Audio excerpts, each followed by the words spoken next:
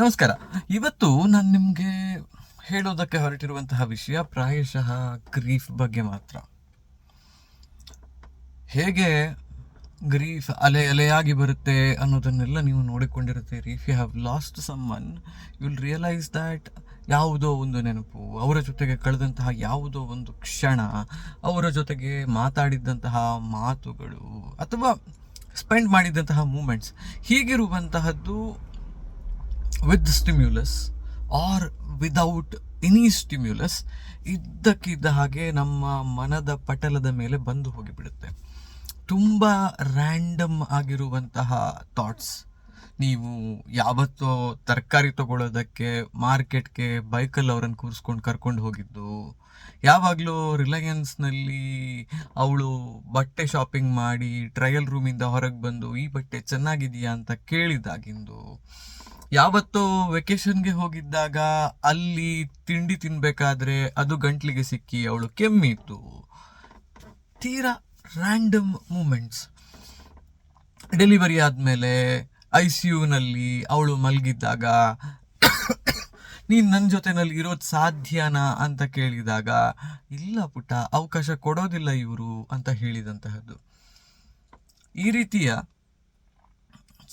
ವಿಚಿತ್ರ ಮೂಮೆಂಟ್ಗಳಿದಾವಲ್ಲ, ಇವುಗಳು ನಮ್ಮನ್ನು ಮತ್ತೆ ಮತ್ತೆ ಯಾವತ್ತೋ ನೆನಪಾದಾಗ ಗ್ರಿಫ್ಗೆ ತಳ್ತವೆ. ಆದರೆ ಇನ್ನೂ ಒಂದು ವಿಷಯ ನಡೆಯುತ್ತೆ. ಅದೇನು ಅಂದರೆ, ನಿಮಗೆ ರ್ಯಾಂಡಮ್ ಆಗಿ ಬರುವಂತಹ ಈ ಗ್ರಿಫ್ ಪ್ಯಾಟರ್ನ್ಗಳ ಅರಿವು ಇರುತ್ತೆ. Over time you realise that, no one wants to be unhappy all the time. ಯಾರೂ ಕೂಡ ಬೇಜಾರಲ್ಲೇ ಬದುಕನ್ನು ಕಳಿಬೇಕು ಅಂತ ಯೋಚನೆ ಮಾಡುವವರು ಇರೋದಿಲ್ಲ. ಎಲ್ಲರೂ ಹುಡುಕೋದು ಈ ಬೇಜಾರಿನಿಂದ ನಾನು ಹೊರಗೆ ಬರೋದಕ್ಕೆ ಒಂದು ವಿಧಾನ ಯಾವುದು, ಏನು ಮಾಡಿದರೆ ಬೇಜಾರು ಕಮ್ಮಿ ಆಗಬಹುದು, ಏನು ಮಾಡಿದರೆ ನಾನು ಇದರಿಂದ ಹೊರಗೆ ಬರಬಹುದು ಅನ್ನುವ ಆಲೋಚನೆಯನ್ನೇ. ಆದರೆ ಸಮಸ್ಯೆ ಬರೋದೆಲ್ಲಿ ಅಂತ ಹೇಳಿದರೆ, ನಾವು ಹೀಗೆ ಮಾಡಿದಂತಹ ಆಲೋಚನೆಗಳು, ನಾವು ಹೀಗೆ ಹಾಕಿಕೊಂಡಂತಹ ಬ್ಯಾರಿಯರ್ಗಳು, ನಾವು ಪ್ರಾಕ್ಟೀಸ್ ಮಾಡುವಂತಹ ಒಂದಿಷ್ಟು ರಿಚುವಲ್ಗಳಲ್ಲಿ ಎಲ್ಲದರಲ್ಲೂ ಕೂಡ ಏನೋ ಒಂದು ಸಣ್ಣ ಲೂಪ್ ಹೋಲ್ ಇದ್ದೇ ಇರುತ್ತೆ. ಆ ಲೂಪ್ ಹೋಲನ್ನು ಬಳಕೆ ಮಾಡಿಕೊಂಡು ಗ್ರಿಫ್ ಮತ್ತೆ ಒಳಗೆ ಬಂದು ಕೂತಾಗ, ಆಂಟಿಬಯೋಟಿಕ್ ನಾವು ಬ್ಯಾಕ್ಟೀರಿಯಲ್ ಇನ್ಫೆಕ್ಷನ್ಗೆ ಕೊಡ್ತೀವಲ್ಲ, ಅದೇ ರೀತಿಯಲ್ಲಿ ಗ್ರಿಫ್ ಹೆಚ್ಚಾಯಿತು, ನೀವೊಂದು ಆಂಟಿಬಯೋಟಿಕ್ ಕೊಟ್ರಿ, ಅದು ಕೆಲಸ ಮಾಡ್ತು, ಗ್ರಿಫ್ ಕಮ್ಮಿಯಾಗಿಕೊಂಡು ಬಂತು. ನಾವು ದ ಬ್ಯಾಕ್ಟೀರಿಯಾ ನೋಸ್ ಇವನು ಇಷ್ಟನ್ನು ಫಾಲೋ ಮಾಡ್ತಾನೆ, ಇದರ ಮೇಲಿರುವಂತಹದ್ದು ಏನೋ ಬಂದರೆ ಮಾತ್ರ ಇವನಿಗೆ ನೋವಾಗುವಂತಹದ್ದು, ಅಲ್ಲಿವರೆಗೆ ಇವನ ರೆಸಿಸ್ಟೆನ್ಸ್ ಬಂದಿದೆ ಅನ್ನೋದು ಗೊತ್ತಾಗುತ್ತೆ, ತಾನು ರೆಸಿಸ್ಟೆನ್ಸ್ ಬೆಳೆಸಿಕೊಂಡು ಹೋಗುತ್ತೆ. ಅದಕ್ಕೆ ನೀವು ಇನ್ನೊಂದು ಮದ್ದು ಕೊಡ್ತೀರಿ. ಹೀಗೆ ಮಾಡಿಕೊಂಡು ಹೋಗ್ತಾ ಹೋಗ್ತಾ ಮೇಲೆ ಎಲ್ಲೋ ಒಂದು ಕಡೆಗೆ ಆ ನೋವಿಗೆ ಮದ್ದು ನಿಮ್ಮ ಹತ್ರ ಇರೋದಿಲ್ಲ. ಆಗ ಬಂದು ಇಫೆಕ್ಟ್ ಮಾಡುವಂತಹ ನೋವಿದೆಯಲ್ಲ, ಅದು ತೀವ್ರವಾಗಿ ಕಾಡುವಂತಹದ್ದು. ಫಾರ್ ಎಕ್ಸಾಂಪಲ್, ನಿನ್ನೆ I was not worried about us. ನಿನ್ನೆಯ ನನ್ನ ನೋವಿನ ಕಾರಣ ಅಪೂರ್ವಾಳು ಅಲ್ಲ, ನಿನ್ನೆ ನಾನು ಇದ್ದಂತಹ ಸ್ಟೇಟ್ ಆಫ್ ಮೈಂಡ್ಗೆ ನನ್ನ ಪರ್ಸನಲ್ ಸಮಸ್ಯೆಗಳು ಯಾವುದು ಕಾರಣ ಆಗಿರಲಿಲ್ಲ.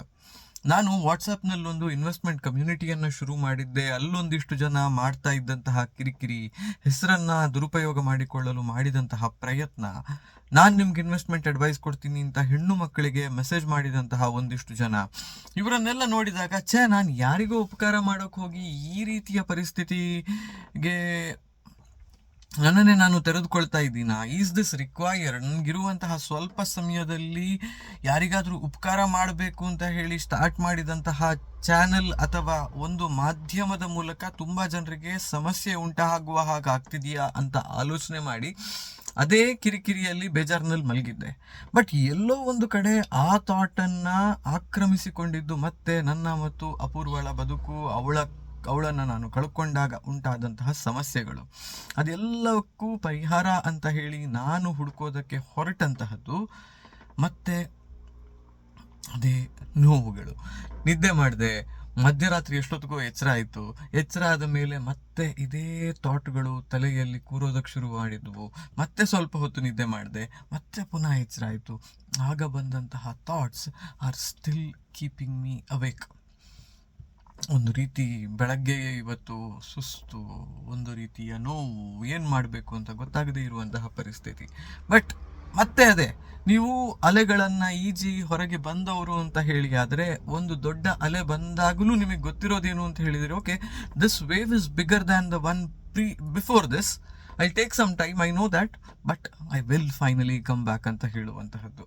ಅದೇ ರೀತಿಯ ಪರಿಸ್ಥಿತಿಯಲ್ಲಿ ಇವತ್ತು ನಾನಿದ್ದೀನಿ. ಪ್ರಾಯಶಃ ಮತ್ತೆ ಕೂತು ಜರ್ನಲಿಂಗ್ ಮಾಡಿ ಬರೆದಿಟ್ಟು ಏನೇನು ಅನ್ನಿಸ್ತಾ ಇದೆ ಅನ್ನೋದನ್ನೆಲ್ಲ ಆಲೋಚನೆ ಮಾಡಿ ಮತ್ತೆ ಹೊರಗೆ ಬರುವಂತಹ ಪ್ರಯತ್ನವನ್ನು ಮಾಡಬೇಕಾಗುತ್ತೆ. And I will be able to do that ಅಂತ ಅನಿಸುತ್ತೆ.